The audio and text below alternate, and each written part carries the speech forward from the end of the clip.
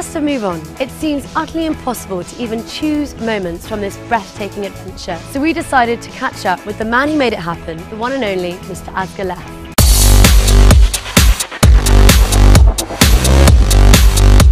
So, hello Asger. Hello, kitty cat. So, Move On, how did it start for you? It was Easter Day, my first Easter in Denmark in 4 years. And I got a phone call that these Germans had an idea, sort of a road trip kind of movie. It was gonna have to take place in these particular countries, and that they wanted to invite people all over Europe to participate in creating this somehow. You know, we were so busy from the get-go that it was just instant.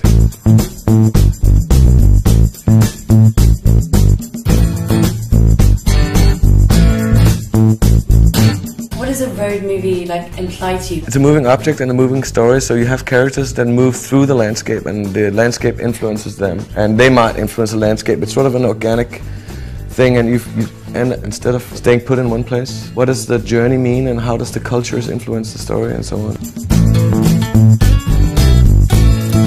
That was a clear demand from my side that if we were going to do this, we were going to do it the hard way. Find a crew that we'll travel with together as a family and feel the hardship of the journey and the madness that it also is together. There's a lot of difficulties in it.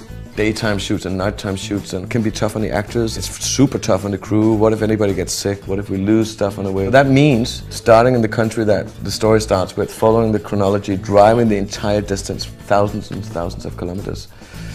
And yeah, we did that.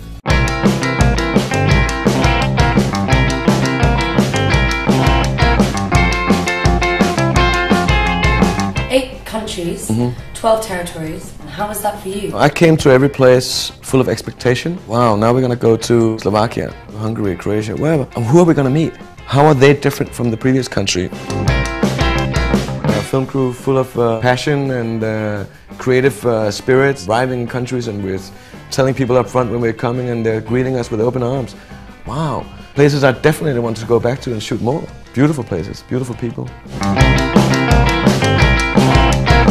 We're so much in a rush that we don't know which city we wake up in these days. I'm like, where are we now?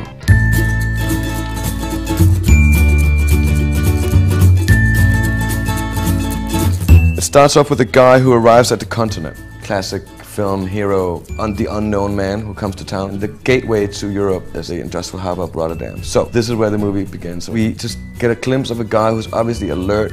We feel that he's got skills.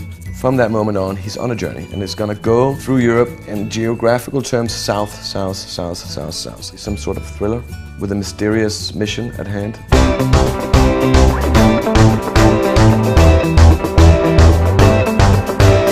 Our guy, Mr. Mads Mikkelsen. Mads Mikkelsen?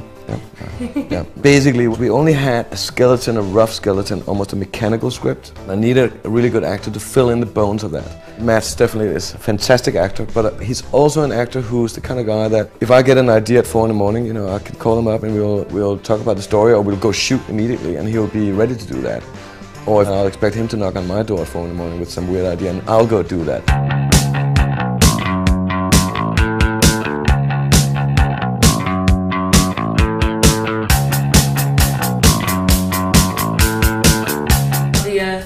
Samsung phone and its journey throughout 8 countries. I live my life in suitcases. Every day I'm like, how did I ever live without these tools of modern technology?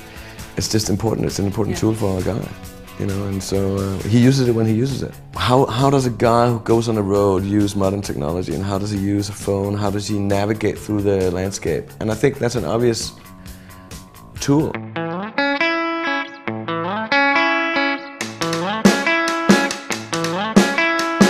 Let's talk about the participants. How did you manage to integrate them so well into the film? You know, I come from a background of documentaries also, that if we went down to the street and wanted to shoot a scene right now, we could do it. I come to a country and I'm like, okay, so who are the people that we need? And then we look at all the stuff and invite them in and try and create a reality with the people who are offering themselves to it. And you're from the countries we're in. Yeah, and that's what you need. You need the culture, you need the flavor, and that's what you need.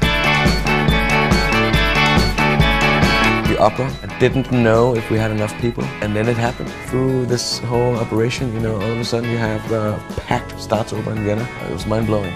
Without this task and without the telecom and this whole machinery, it would never have happened.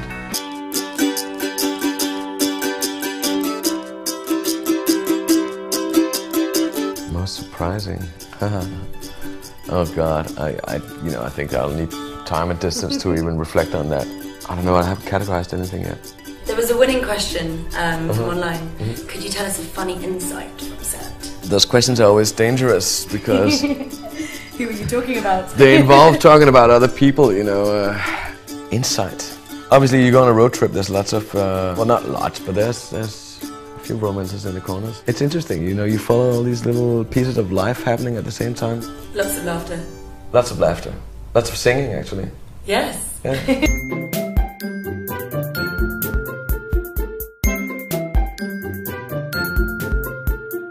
Any final thoughts on the whole trip in itself? Mad, crazy, rewarding.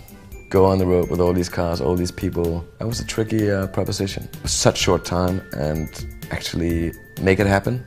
That's the biggest surprise, maybe, that it was actually, you know, doable. Thank all you. Right, Kitty.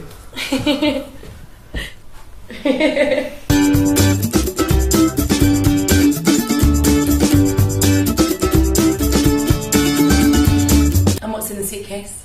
I'm not telling you. Come on. No. I know what's in the suitcase. You should know too. There's plenty of clues.